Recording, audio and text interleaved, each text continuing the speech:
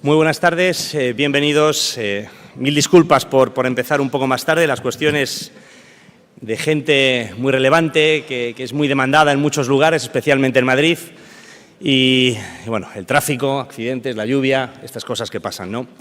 Muy rápido, de nuevo para darle la bienvenida, público fiel, a este ciclo de conferencias, el segundo ya, Luz de Europa, Toledo Luz de Europa, ciclo de conferencias. Gracias a todo el Departamento de Cultura, gracias Eduardo, gracias Ana y a todos ustedes, como digo, fieles seguidores de este ciclo. Hoy contamos con el gran Lorenzo Silva, un amante de Toledo. Es medio toledano ya, es castellano al máximo, ¿no?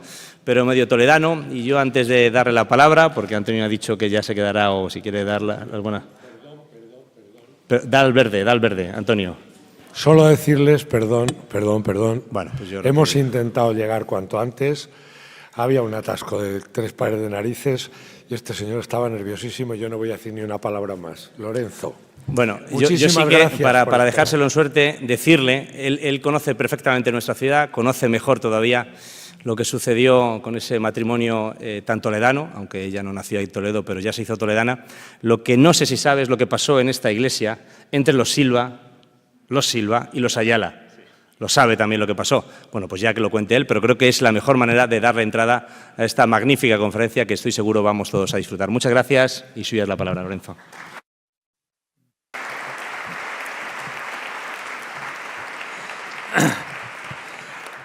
Pues muchas gracias, querido alcalde, Antonio, todos los que nos acompañan esta noche. Pido disculpas por el retraso. Yo tenía un compromiso en Madrid que no podía eludir. En teoría teníamos tiempo para venir, pero Madrid es Madrid. Y además ahora sucede que los madrileños, muchos, el viernes teletrabajan, o eso dicen. Con lo que el jueves se van y tenemos una operación salida del jueves que nos ha atrapado en la M40, donde hemos perdido no menos de 45 o 50 minutos.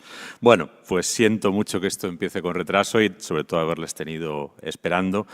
Porque para mí la verdad es que es una ocasión que cuando me llamó Antonio para participar en este ciclo y además me dijo que sería aquí, que sería nada menos que aquí, pues pensé que esa era una de esas ocasiones que uno no se puede perder y que tiene que intentar aprovechar y que tiene que intentar sobre todo honrar. Yo, como muy bien ha dicho el alcalde, no soy toledano de nacimiento, nací en Madrid, pero desde hace un tiempo tengo un vínculo con la provincia, porque tengo una casa en la provincia donde, por cierto, paso mucho tiempo y sobre todo paso el tiempo que para mí quizá es más importante, que es el tiempo de escribir. Entre otras cosas, me he buscado ese lugar porque Madrid, aparte de atraparte un jueves por la tarde en cuanto te descuidas, también te deja poco espacio para la concentración, o por lo menos deja menos que el que yo encuentro cuando me voy a mi casa de Toledo y ahí, con más silencio y con más serenidad, me puedo sumergir con más profundidad en los libros y en las historias. Este libro, castellano, el libro que supongo que es el pretexto inicial para la invitación, es un libro que yo escribí íntegramente en tierras toledanas y que se benefició de esa concentración y se benefició muy especialmente de la proximidad de esta ciudad.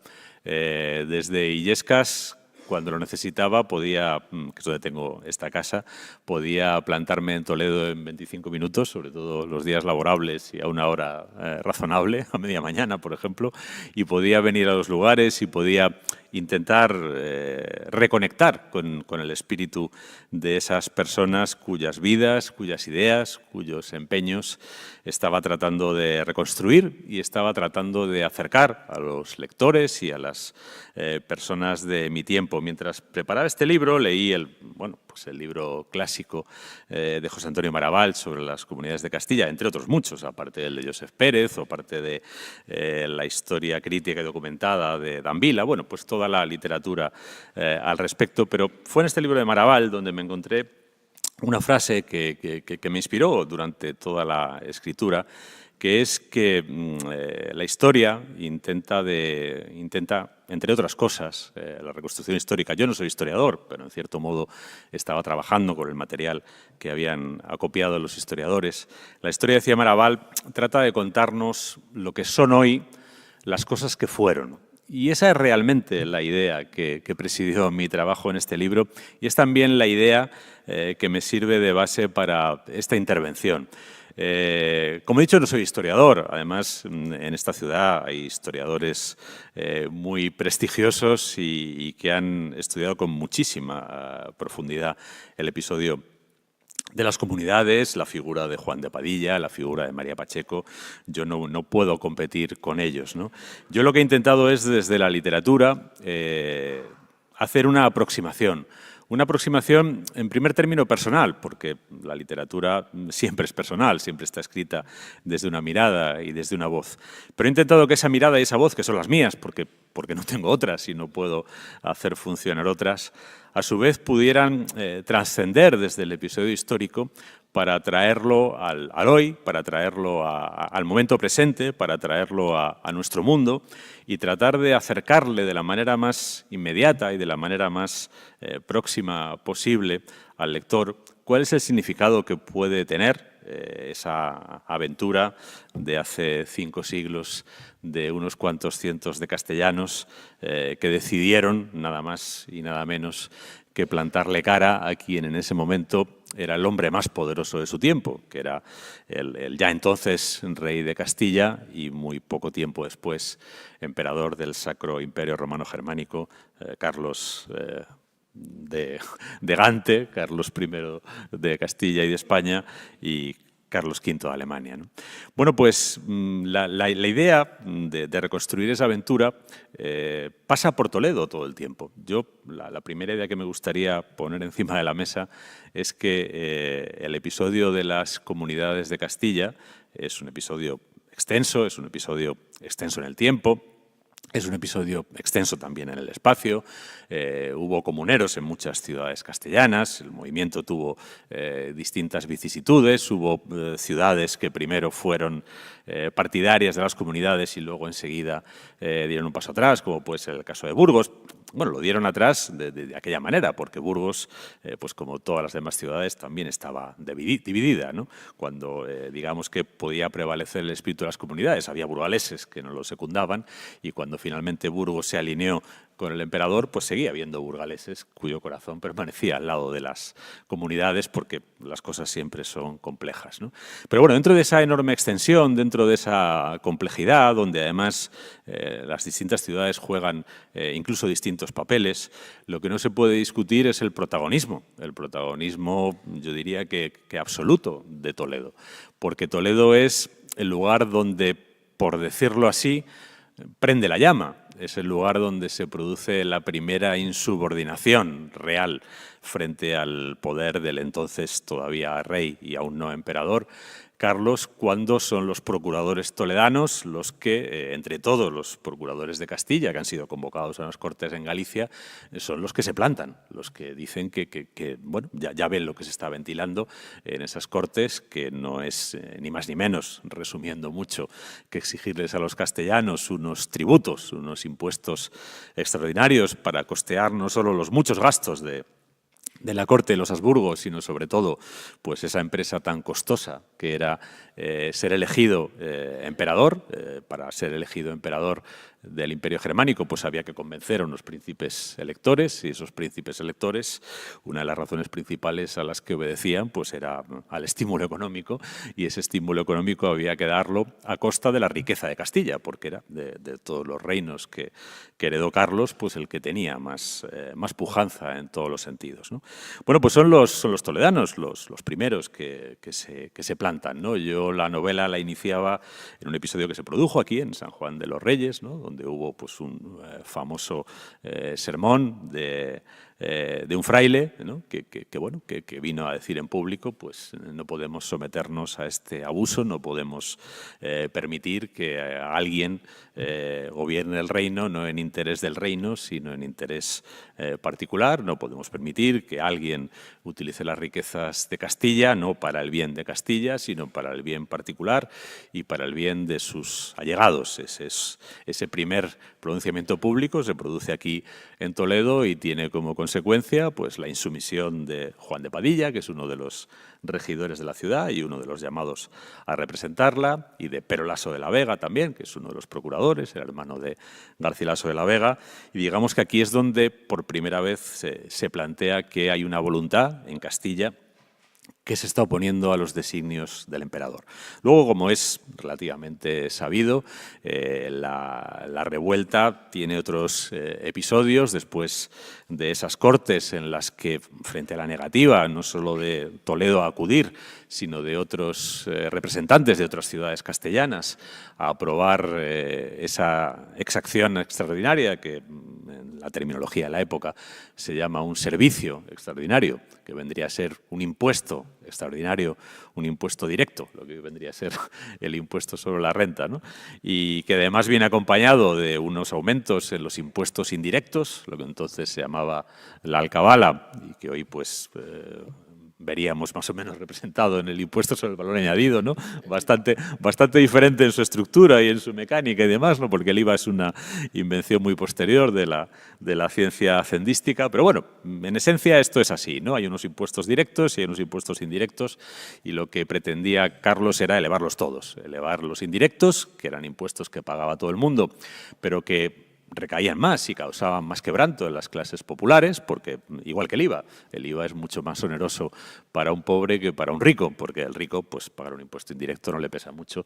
Sin embargo, el pobre, cuando paga un impuesto indirecto sobre una barra de pan, pues ya le está costando comprar esa barra de pan, con lo que ese impuesto pesa más, ¿no? Pero había otro elemento todavía peor, que es que el servicio, el impuesto directo, lo pagaban los entonces denominados pecheros, que eran los no nobles, ¿no? Los nobles estaban exonerados de pagar ese impuesto. Es decir, que el impuesto que quería establecer Carlos era un impuesto que pesaba sobre todo sobre las clases más humildes, ¿no? El impuesto sobre la renta lo pagaban los pobres. Un poco como hoy, ¿no? Que tampoco Elon Musk ni Mark Zuckerberg pagan impuestos sobre la renta, lo pagamos los demás, porque digamos que las grandes fortunas lo consiguen evadir, sobre todo las grandes fortunas planetarias. Bueno, ahí era un poco a escala más castellana, no eran los nobles los que pagaban los impuestos, eran los pecheros, que eran pues las clases populares, y la burguesía, también la burguesía comercial, que tenía cierta presencia en Toledo, pero por ejemplo tenía muchísima presencia en Segovia. Eso explica que Segovia tuviera de entrada una reacción tan dura. Cuando se aprueba finalmente ese impuesto en las Cortes de La Coruña, porque el emperador consigue sobornar a algunos procuradores y consigue presionarlos, cuando vuelven los procuradores a Segovia a explicar que han concedido ese impuesto que la ciudad les había encomendado que no concediera porque era muy oneroso para la mayoría de los segovianos, pues se produce una escena violentísima donde matan a uno de los procuradores, matan a un alguacil. Ahí es donde estalla realmente la revolución. Digamos que el detonante violento se produce en Segovia, cuando las tropas del emperador, que entonces, por cierto, el emperador no tenía demasiadas tropas, eso es una cosa que también es interesante de mencionar, ¿no? Que había un ejército permanente muy pequeño. El emperador realmente, el rey, dependía de los nobles, que eran quien realmente tenía hombres armados, ¿no? Bueno, pues cuando la pequeña fuerza que tiene acude a Segovia a tratar de hacer justicia, pues las ciudades castellanas, y la primera de ellas Toledo, Madrid, mandan una milicia en socorro de Segovia, y ahí es donde ya empieza la guerra, ¿no? En ese movimiento hay también otras dos ciudades que son importantes, que son Salamanca, que es la sede, pues probablemente de una de las universidades más importantes de Europa en ese momento, y probablemente también la sede de una escuela de pensamiento teológico inicialmente, pero que también tiene una vertiente jurídica y finalmente política, que es probablemente pues, uno de los más avanzados de la Europa de su tiempo. Muchas veces pensamos en Castilla en la Edad Media o en el siglo XVI como si fuéramos un poco por detrás del resto de Europa, ¿no? El pensamiento político que se elaboraba en la Universidad de Salamanca en el siglo XVI era un pensamiento de absoluta vanguardia. De hecho, pocos años después, en esa misma universidad enseña y desarrolla sus teorías Francisco de Vitoria, que no es un hijo de la revuelta de las comunidades, que no participa en la revuelta de las comunidades, pero que sí recibe parte de las ideas que ya estaban en Salamanca, que combina con las que él mismo ha estudiado en la Sorbona, porque estuvo en París, y de la obra de Francisco de Vitoria, pues sale, entre otras cosas, la moderna teoría de los derechos y libertades fundamentales. Es decir, que de ahí sale, ¿no? Pasando por un holandés que se llamaba Hugo Grocio, que elabora una teoría del derecho de gentes, pero Hugo Grocio reconoce su deuda con Francisco de Vitoria, con ese profesor de la Escuela de Salamanca. Bueno, pues en esa Escuela de Salamanca se elabora el pensamiento político, que es un pensamiento político sofisticado, que sostiene la revuelta a las comunidades. No es una revuelta simplemente de gente que no quiere pagar impuestos, o no es una revuelta, como a veces se ha dicho, de unos nobles descontentos porque el rey no les da sus privilegios. No. Es una revuelta o es un movimiento que se basa en una reivindicación del bien común y de cómo el gobierno y la justa gobernanza debe atender al bien común por encima de los bienes particulares. Y todo eso tiene una elaboración filosófica que bebe de Aristóteles, de San Agustín, de Cicerón, de Santo Tomás, una elaboración realmente sólida que se hace en Salamanca. Y luego tiene otro papel importante, por señalar quizá las más destacadas, la ciudad de Valladolid. Valladolid, bueno, pues Valladolid es la capital jurídica del Reino de Castilla. En Valladolid están los mejores letrados de Castilla y en Valladolid está un abogado que se llama Bernaldino de los Ríos, que es probablemente el abogado más ilustre que tiene Castilla en ese momento y el más preparado, que es el que acaba redactando buena parte de lo que luego serán los capítulos de Tordesillas, que es una especie de protoconstitución española. Son los capítulos que los procuradores reunidos en Cortes se elevan al monarca para decirle, bueno, pues no estamos de acuerdo con cómo queréis gobernar este reino y creemos que se debe gobernar de esta manera. Son capítulos que, por ejemplo, hablan de estas cuestiones de los impuestos, de cómo los impuestos no se pueden establecer sino con un consentimiento de las ciudades. Habla, por ejemplo, de algo entonces tan revolucionario como de que las Cortes se podrán convocar solas, sin necesidad de que las convoque el monarca. O habla, por ejemplo, y esto es quizá lo más revolucionario de todo, de que el bien del reino está por encima del bien del monarca. Y si hay conflicto entre el bien del reino y el bien del monarca, deberá prevalecer el bien del reino. En ese momento es una idea bastante revolucionaria. En el fondo estamos hablando de una primera formulación de lo que es la soberanía nacional, de lo que es la soberanía que reside en el pueblo y no en el hasta entonces soberano, que es el monarca. Pero también es una reelaboración de algo que Bernaldino, que era buen jurista, conocía bien, como es el antiguo derecho castellano. En las 7 partidas hay un pasaje en el que se dice que el reino tiene la potestad para amparar al monarca, también evitar que tome aquellas decisiones que van en perjuicio del propio monarca o en perjuicio del reino. Esta idea tan castellana y tan antigua la reformulan los comuneros a través de un texto constitucional que plantea algo que es completamente revolucionario y que va más allá de una revuelta nobiliaria en demanda de privilegios, de una revuelta antiseñorial, que a veces también se ha dicho, o de una simple insumisión al pago de tributos, ¿no? Todo eso es lo que hay en la revuelta de las comunidades de Castilla. Y Toledo, aunque no es la inspiradora intelectual, aunque no es la inspiradora jurídica, ese papel pues le toca a Salamanca o le toca a los abogados de Valladolid, y tampoco es la que desata inicialmente la respuesta armada a la pretensión del emperador, que eso lo hace Segovia. Sin embargo, sí es la que desde el principio, una vez que se plantea la revuelta y esa revuelta se convierte en una guerra en la que el emperador pues intenta utilizar su fuerza militar para sofocar el movimiento, es Toledo la que asume la vanguardia de esa defensa por las armas, ¿no? Es Padilla el que acude con la milicia de Toledo a Segovia, es Padilla también el que durante los primeros compases de la guerra es uno de los capitanes principales. Luego hay un momento curioso de la revuelta de las comunidades en que hay un cambio en la jefatura militar. Los comuneros deciden encomendar el mando del ejército a Pedro Girón, que es un miembro de la alta nobleza, y entonces Padilla, más o menos viene a decir los cronistas, pues un tanto mosqueado, contrariado por haber sido desplazado, se vuelve a Toledo y abandona la vanguardia de la lucha, pero cuando ese nuevo jefe tiene un revés militar importante, que entre otras cosas propicia nada más y nada menos que Tordesillas, que es donde estaban reunidas las Cortes, caiga en manos de las tropas de Carlos e incluso caigan parte de los procuradores e incluso caiga la reina Juana, que estaba en Tordesillas y que era un poco la que daba un marchamo de legitimidad al movimiento.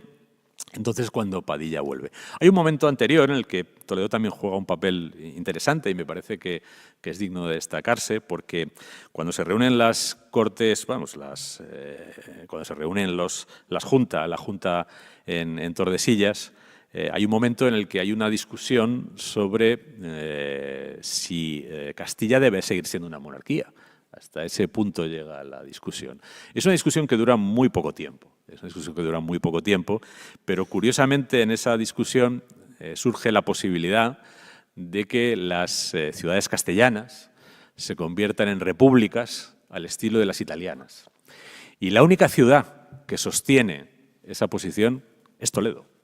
Las demás enseguida la descartan y entonces pues digamos que Toledo pliega velas y a partir de ese momento pues la Junta de Tordesillas y también la Santa Junta, como se empieza a llamar a partir de ese momento, y el movimiento de las comunidades es un movimiento monárquico.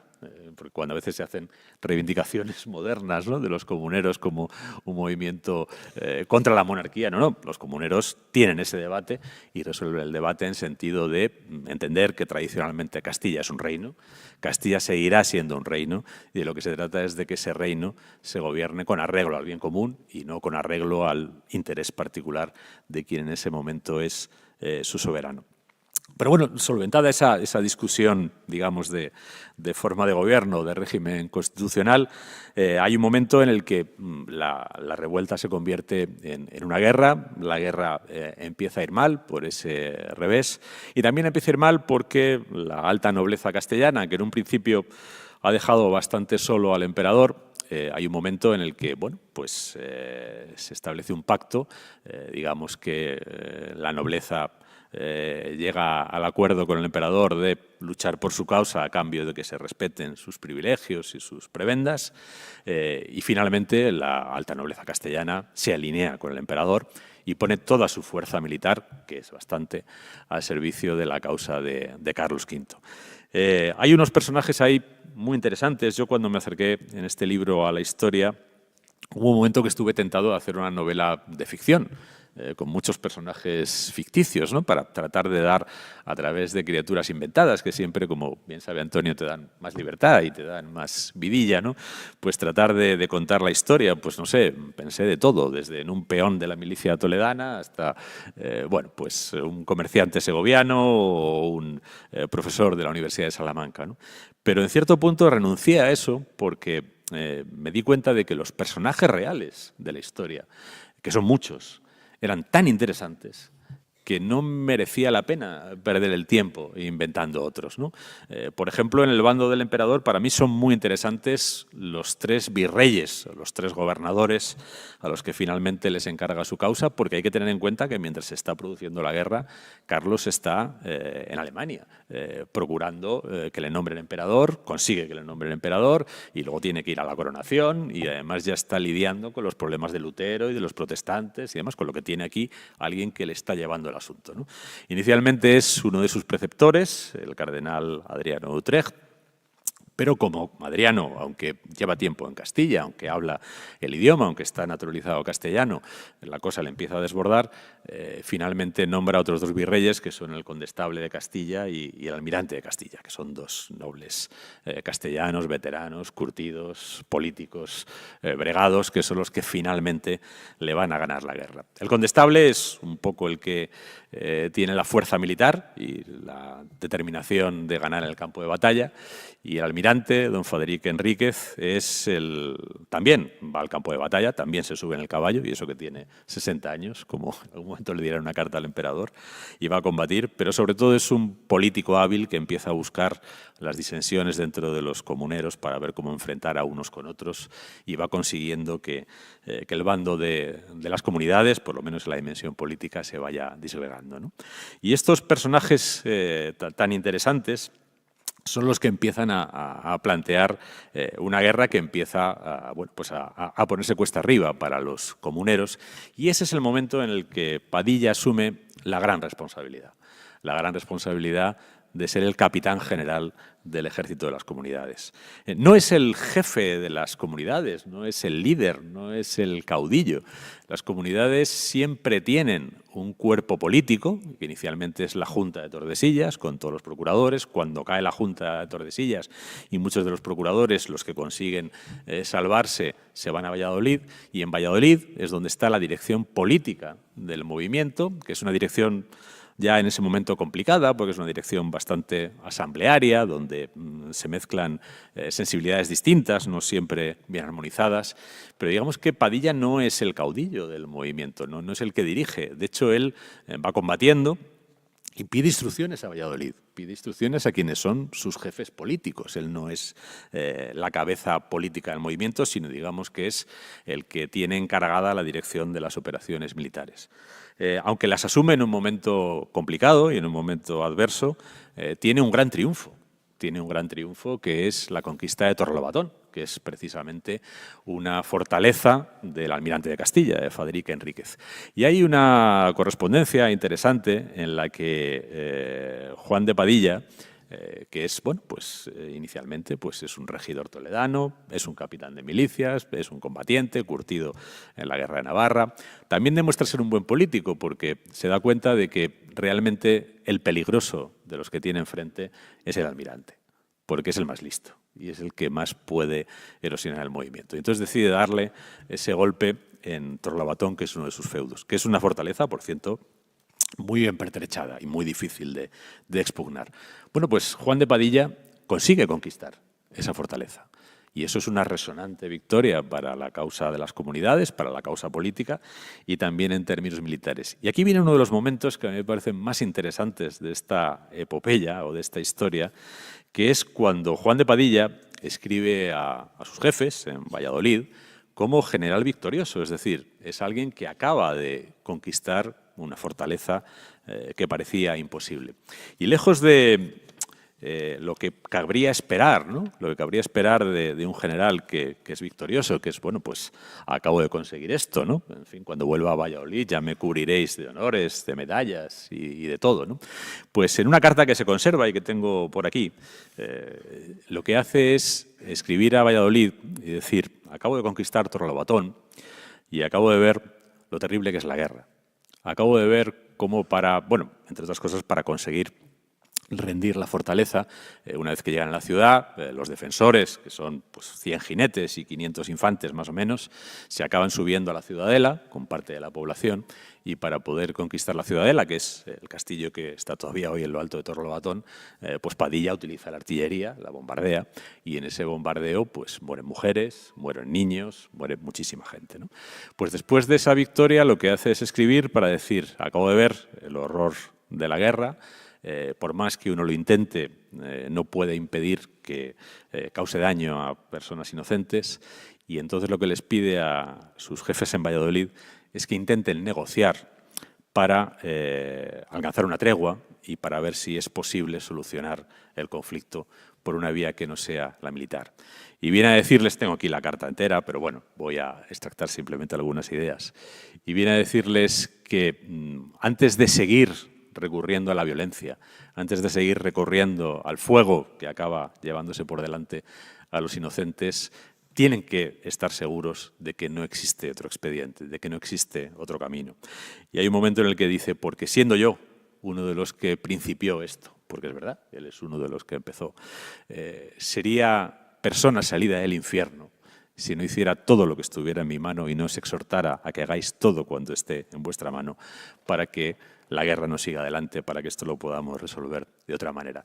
Creo que es además son sus palabras, quiero decir, la carta se conserva en el Archivo de Simancas. Aquí otras cosas son interpretaciones, pero esta es la voz del personaje. Mucho se ha discutido sobre si Padilla pues realmente era alguien que luchaba por el bien de su pueblo, por el bien de su ciudad, que es lo que declara todo el tiempo, o un noble resentido porque aspiraba a más cosas de las que finalmente obtuvo del rey. Bueno, de todo puede haber en las motivaciones humanas, ¿no? Pero creo que un episodio como este nos muestra que es una persona que realmente está asumiendo un sacrificio. Al comienzo de esta carta dice algo así como... algo así no, literalmente. Salí con propósito de morir y reventar por hacer alguna cosa con que el bien común se alentase. Y hay gente que dice, yo lucho por el bien común, y luego resulta un poco dudoso si lo hace o no. En este caso, él salió con propósito de morir y reventar por el bien común, y murió y reventó por el bien común. Es decir, que no solo lo dijo, sino que finalmente lo llevó a término, ¿no? Cuando en la batalla de Villalar se vio solo, ante un ejército muy superior y con su ejército desbaratado, lo que hizo fue cargar para que lo mataran. No, ni huyó, ni intentó esconderse, ni intentó especular. O sea que esto realmente es de verdad. Hay palabras que se lleva el viento, pero estas palabras están contrastadas y corroboradas por los hechos de su autor. Y me parece que ese es uno de los aspectos que habría que retener de esa personalidad, de alguien que realmente tiene esa capacidad de sacrificarse y de apostarlo todo por el bien común. Hay un detalle curioso que luego lo pondrá de manifiesto su mujer, María Pacheco, cuando se quede sola al frente de Toledo. Y lo voy a dejar para ese momento, porque ¿qué pasa después de Torlobatón?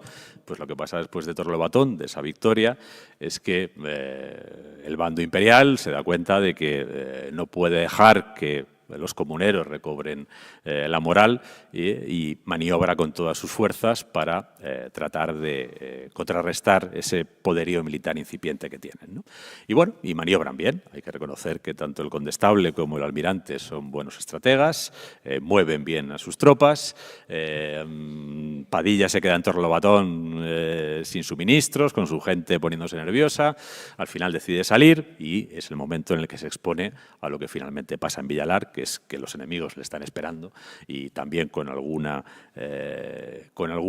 ayuda de la fortuna, porque empieza a llover y el terreno se embarra y el ejército comunero es fundamentalmente de infantería y con arcabuceros que bajo la lluvia no funcionan, mientras que los imperiales tienen muchísima caballería. Bueno, pues se produce la derrota de Villalar y lo que todo el mundo sabe ya, el juicio sumarísimo y la decapitación de los tres capitanes, de Padilla, Bravo y Maldonado. Y a partir de ahí empieza una parte de la historia donde volvemos a Toledo y donde me parece que también se vuelve a ver el carácter de estas personas y lo que realmente están buscando.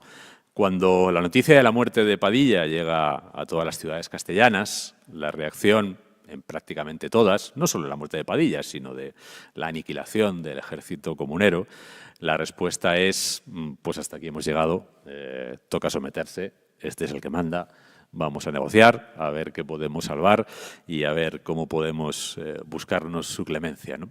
En todas las ciudades, como decía el TVO de Asterix, menos en una, que fue Toledo. En Toledo estaba María, la ya viuda de Padilla, y María Pacheco decide resistir. Y decide resistir porque la gente de Toledo resiste con ella.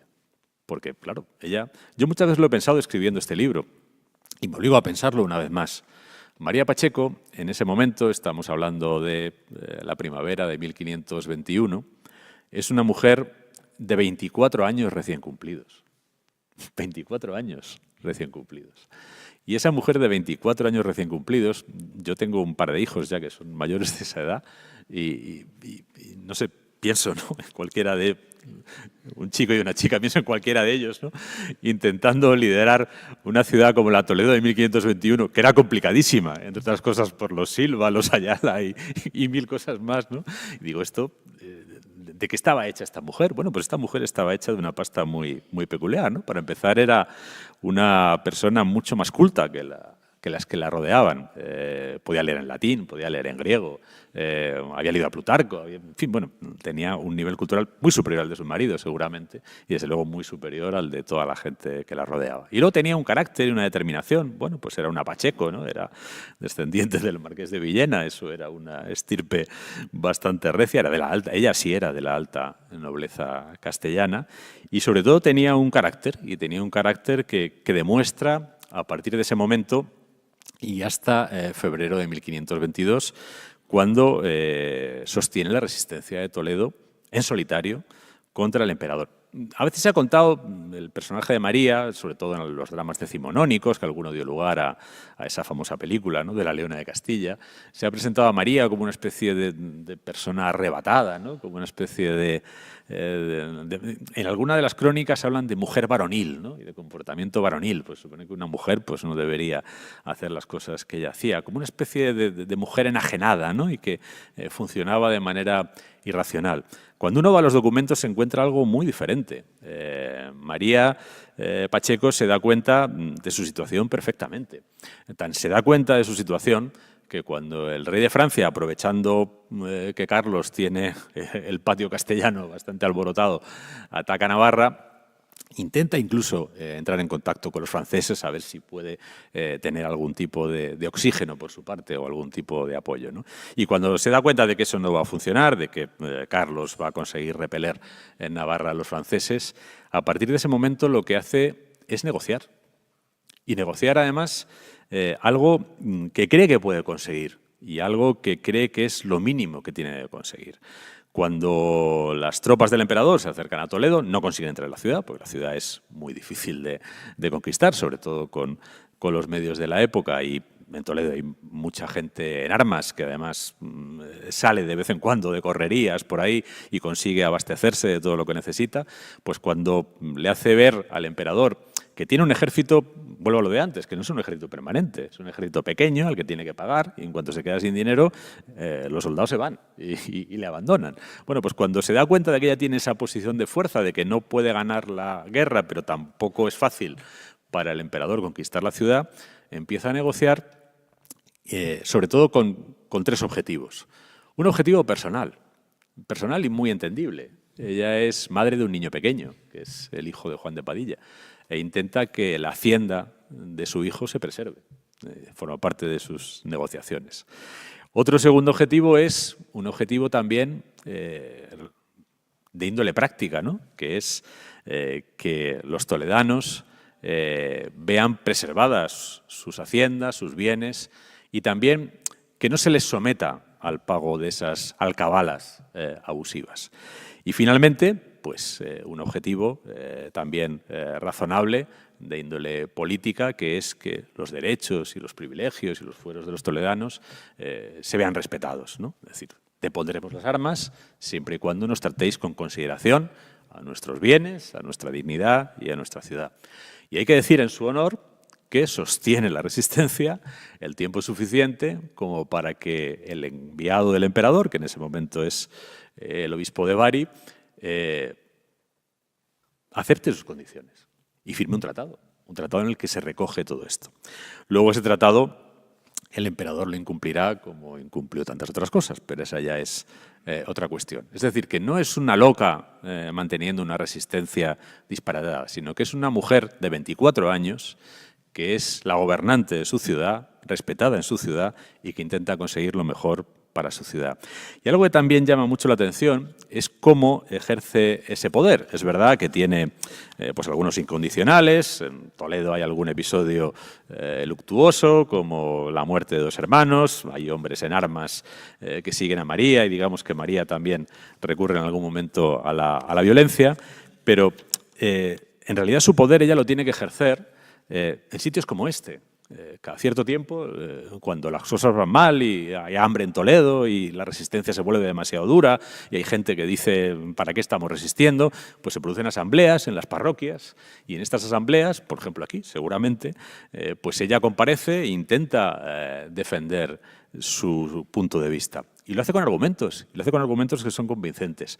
Hay un momento en el que están planteando rendirse y demás, y hay alguien que es un doctor que dice, bueno, pues rindámonos, y a fin de cuentas no merece la pena resistir, ¿no? Y en uno de esos momentos, en una de esas asambleas, le dice María, a quien propone esto: por demás es, señor doctor, lo que aquí se platica, porque aunque yo tengo un juro en las alcabalas de esta ciudad, que es la mitad de mis rentas, con todo eso, en mis días no se ha de pagar en ella la alcabala. ¿Qué está diciendo aquí María traducido al lenguaje de hoy? Sobre esos impuestos indirectos, de los que quiere mantener indemnes a los toledanos, María era titular de un juro. Un juro era una especie de deuda pública. Es decir, que de lo que se recaudara de esos impuestos, la mitad era para ella. ¿Qué autoridad moral no le da a alguien decir, mira, yo no estoy peleando por mi dinero, estoy peleando por vuestro dinero, perdiendo mi dinero? Porque si a vosotros os cobran esto, la mitad se supone que es para mí. Y todo esto, una mujer de 24 años, viuda, con un niño pequeño, en una situación realmente dificilísima. Bueno, la historia de María, pues la conocen perfectamente. Al final, después de firmar ese tratado y cuando se empieza a ver que el emperador no lo va a cumplir, hay una serie de tumultos y parece que incluso de manera pactada con el obispo de Bari, pues al final ella se va, huye a Portugal y en Portugal permanece hasta su muerte en el exilio en el año 1531. Y algo que también a mí me llama mucho la atención de ella, que es que mientras que todos los que pueden, al cabo del tiempo, digamos que Carlos condena a muchísimos comuneros, a cientos de ellos. Inicialmente condena a todos, luego hay un perdón, pero de ese perdón exceptúa a cerca de 400, donde están todos los importantes, a los que no perdona, y no perdona quiere decir que si los prenden serán decapitados, que sus haciendas se incautan, que sus dignidades se pierden, etcétera, etcétera. Bueno, en el año 1525 hay una amnistía, donde algunos de esos los exonera, y luego hay otra en el 1526, pero con todo y con eso, muchos siguen todavía condenados, pero todo el que puede va negociando y se va acercando. Por ejemplo, Pero Laso de la Vega, el hermano de Garcilaso de la Vega, acaba sometiéndose para salvar la vida y para que le permitan volver. María Pacheco nunca pide perdón, nunca se somete. Vive en el exilio hasta el final y jamás abdica de lo que ha sostenido. También esto me parece que es algo que distingue el carácter, bueno, pues de una mujer que efectivamente no era toledana de nacimiento, pero que sí es toledana de adopción y que sí galvaniza la resistencia de Toledo frente a la pretensión del emperador. ¿Y por qué creo que esta ciudad debería recordar a estas personas y debería recordar esta historia? ¿Y por qué creo que tiene sentido que Juan de Padilla tenga una plaza y tenga una estatua en esta ciudad, aunque se haya tardado 497 años en levantársela, si no recuerdo mal? Los segovianos le hicieron una a Juan Bravo 100 años antes, también tardaron 400, es decir, que rápido no ha sido nadie, pero bueno, digamos que ellos fueron más rápidos en levantar la de Juan Bravo, ¿no? ¿Y por qué creo que también María Pacheco, que creo que está en camino, ¿no? Pues tendría sentido que tuviera una estatua? Primero porque fue gobernadora de esta ciudad, y fue gobernadora de esta ciudad, además, en condiciones muy difíciles y peleándose día a día el apoyo popular. No le cayó del cielo ni por ser mujer de quien era. Y después porque lo que las comunidades representaron, aunque finalmente fueran derrotadas, es algo que ha dejado una huella profunda en nuestra historia, que ha dejado una huella profunda también en nuestro presente. Vuelvo a lo de antes, ¿no? Lo que son hoy las cosas que fueron. En la Constitución española vigente, por poner un solo ejemplo, podría hablar de algunas constituciones del siglo XIX, podría hablar de la Constitución de 1931 y de su redactor principal o de uno de sus inspiradores principales, que es Manuel Azaña, que tiene una obra sobre las comunidades de Castilla. Pero bueno, en nuestra Constitución del 78 hay un artículo que es un artículo además de los importantes, de los del principio, que establece como uno de los valores inspiradores de nuestro ordenamiento la interdicción de la arbitrariedad de los poderes públicos. Es decir, que quien ejerce el poder no puede ejercerlo arbitrariamente, sino que tiene que ejercerlo en pro del bien común. Bueno, pues eso es una herencia de los comuneros. Eso no hace más que recoger palabras que están expresadas de otra manera en los capítulos de Tordesillas. Y esa filosofía política también impregna el moderno desarrollo, como decía antes, de los derechos y libertades fundamentales y también lo que es, a partir del siglo XVIII, XIX, el establecimiento de la soberanía nacional y el establecimiento del principio de que la soberanía reside en el pueblo o en el reino, como decían entonces los comuneros de Castilla. Y quiero leer, para terminar, y no excedernos demasiado del horario que tiene este lugar y no abusar de la paciencia de quienes lo llevan, quiero leer un pasaje de un texto, creo que poco conocido y que debería ser más conocido. Es un pasaje del Tratado de República de Alonso de Castrillo, que era un fraile trinitario, que publicó este libro en Burgos prácticamente cuando a Padilla lo estaban matando en Villalar. Alonso de Castrillo era pues un fraile, un estudioso de los clásicos, de la escolástica, de los griegos, de los romanos. Su libro en buena medida es traducción de textos de San Isidoro, de San Agustín, de Cicerón, etc. Pero también tiene pasajes de su propia cosecha. Y Alonso de Castrillo vivió la Guerra de las Comunidades en Burgos. La Guerra de las Comunidades en Burgos fue bastante violenta. Hubo además ajustes de cuentas muy crueles entre la población, ¿no? Y espantado por lo que estaba viendo en su propia ciudad y con la conciencia de que eso estaba sucediendo no solo porque hubiera gente violenta en Burgos, que la había y muy violenta, sino porque también algo había fallado en el gobierno, algo había fallado en la forma de llevar los asuntos de todos. Escribió ese Tratado de República que, sin estar alineado ideológicamente con los comuneros, Alonso de Castrillo no era un revolucionario, era un estudioso y no fue castigado ni tuvo ningún tipo de participación en la revuelta de las comunidades. Sin embargo, sí que creo que recoge algunas de las ideas que están en el fondo de ese movimiento que inició Toledo y que Toledo sostuvo hasta el final, incluso cuando todos los demás habían desfallecido.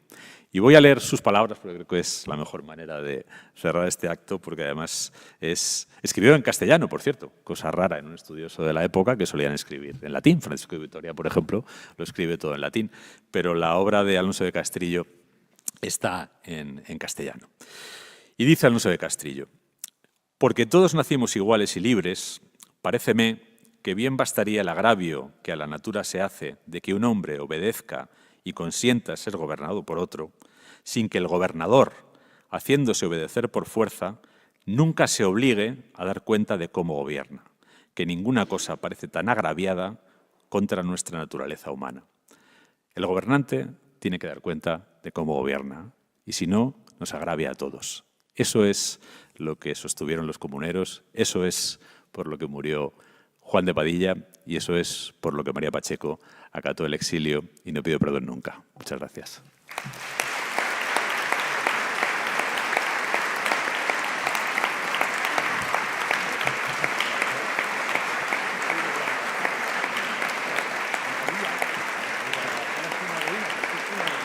Sí, muchas gracias. Sí, Mendoza.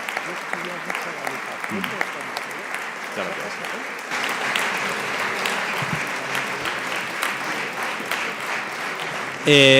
Sé que necesitamos una segunda parte. Ahora les daremos la palabra, si quieren, para 2 o 3 cuestiones.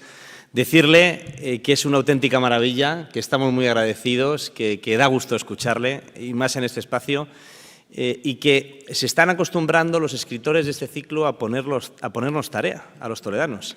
Algunos seguro recordarán que Elvira Roca nos puso tarea en relación a Garcilaso, y ahora Lorenzo nos pone tarea en relación a María.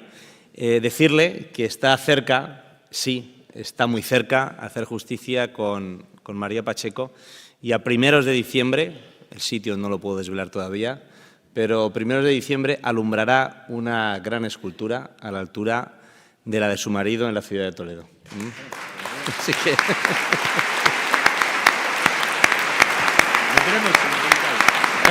vendremos.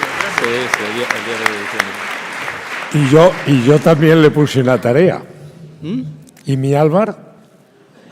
Álvar Fáñez, ¿qué? Y Álvar Fáñez, A ver si te crees que me voy a olvidar. ahí por la calle Cervantes. Ahí por la calle Cervantes, sí. Lo sé, me consta. Bueno, tienen la palabra ustedes. Yo voy a decir una cosa, a mí me ha emocionado profundamente, porque yo soy alcarreño de Guadalajara y María Pacheco es una Mendoza, es María Mendoza Pacheco, coge el apellido de la madre.